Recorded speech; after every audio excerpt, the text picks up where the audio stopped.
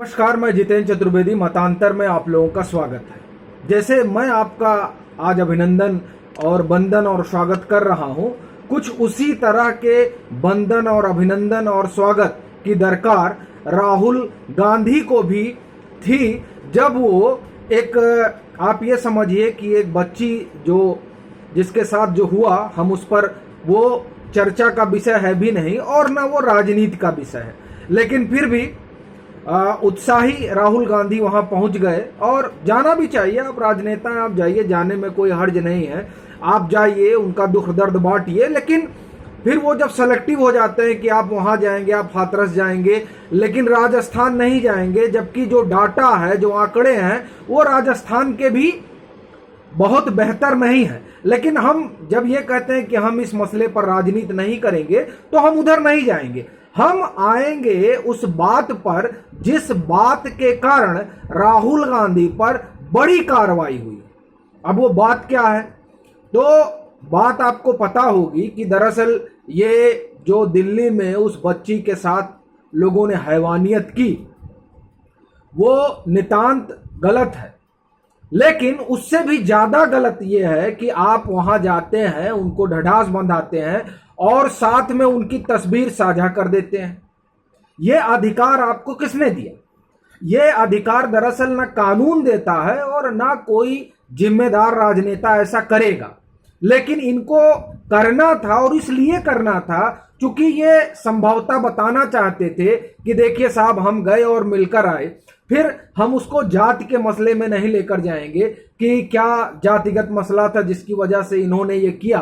हम उन, मतलब आप, ये मेरा कहना यह है कि जो भी उस पर्दे के पीछे की जो राजनीति है, उस राजनीति पर हम नहीं जाएंगे। हम सिर्फ उस तस्वीर की बात करेंगे, जो तस्वीर इन्होंने ट्विटर पर साझा की और फिर इनको लगा कि अब तो ट्विटर मेरा कुछ कर नहीं सकता है। लेकिन अब ट्विटर वो ट्विटर नहीं रहा जो आज से 1 महीना पहले हुआ करता था, या जो अश्विनी वैष्णव के आने के पहले हुआ करता था। अब वो ट्विटर नहीं रहा है। अब ट्विटर को कार्रवाई करनी पड़ेगी, भले ही उसमें किसी का भी पैसा लगा हो, भले ही उससे सिकोया कैपिटल जुड़ा हुआ हो, वही सिकोया कैपिटल जिसके ऊपर हिंदुस्तान में मनी लॉन्ड्रिंग का केस चल रहा है और उन्होंने बड़ा पैसा लगाया था चिदम्बरम के किसी वेंचर में, चिदम्बरम के किसी वेंचर में, और उस सिकोया कैपिटल का पैसा, या आप कहिए एक तरह से शेयर होल्डिंग, या आप इस तरह एक तरह से कहिए इन्वेस्टमेंट ट्विटर में है। और तभी ट्विटर को इन्होंने एक शिकायती पत्र लिखा था जब संबित पात्रा ने इनके टूल किट को शेयर किया था कि ये देखिए ये टूल किट है, और तब इन्होंने कंप्लेन किया कि ये लोग जो है गलत कर रहे हैं। और तब ट्विटर ने एक तरफा कार्रवाई करते हुए, मतलब वो खुद ही जज बन गए थे और उन्होंने जो है कार्रवाई की, और सिर्फ संबित पात्रा के ही नहीं बल्कि भारत सरकार के मंत्री के ट्वीट को भी मैनिपुलेटेड मीडिया लिखा, और तब इस पर बहुत शोर हुआ था। लेकिन ट्विटर माना नहीं था। क्यों? क्योंकि वो एक अलग दौर था। उस दौर में जो मंत्री हुआ करते थे वो सिर्फ शोर मचाया करते थे, और या ये कहिए कि कानून को, जो हिंदुस्तान का कानून है, उसे ट्विटर हो, फेसबुक हो, या जो सोशल, आप ये समझिए कि प्लेटफॉर्म के जो इमीडिएटरी हैं, उनको कानून के दायरे में लाने की बजाय संभवतः अपना चेहरा चमकाने में लगे रहते थे, और इसके कारण जो कार्रवाई होनी चाहिए थी वो हो नहीं पा रही थी, और ना ये लोग हिंदुस्तान का कानून मान रहे थे।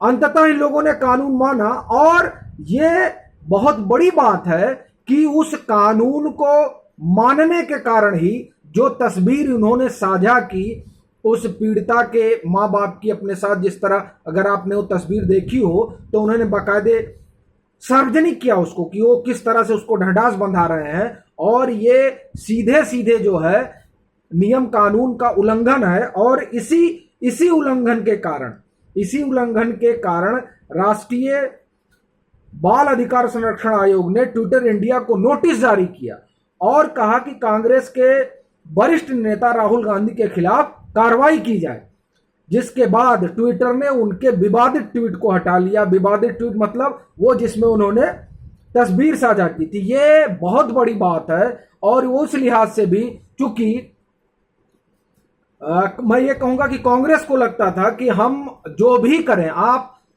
पूरा ट्रेंड देखिए, ये कितने भी कानून का उल्लंघन करें, चाहे वो फ्रीडम एक्सप्रेशन को के बहाने आप कुछ भी उस पर चला दीजिए। अब आप देखिए कि जो नाबालिग है उसके, ये एकदम सेट रूल है कि जो नाबालिग है या जो इस तरह के पीड़िता है उनकी पहचान छुपाई जाती है, नहीं बताई जाती है।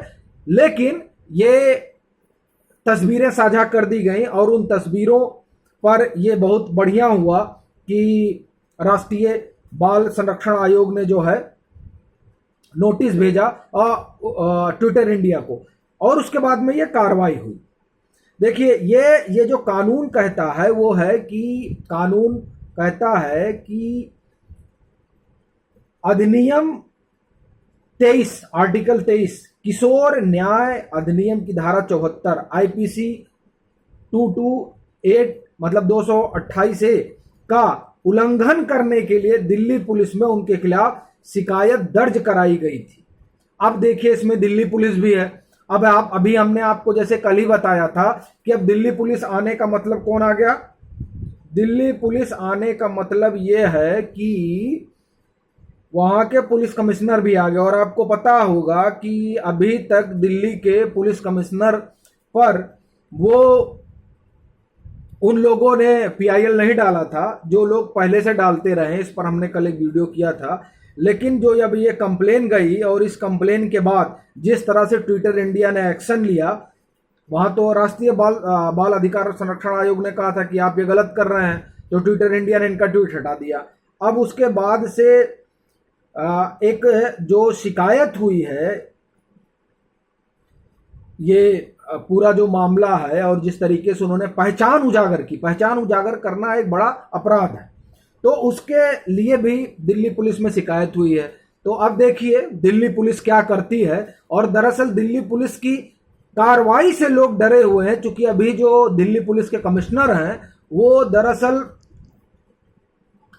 मसला ये है कि जो जहां भी उनको लगता है कि नहीं, अब यहां ये इन लोगों ने गलत किया है और ये एफआईआर है, इस पर जांच पड़ताल होनी चाहिए, तो वहां वो कार्रवाई करते हैं। अब देखिए वहां जो होगा वो तो होगा ही।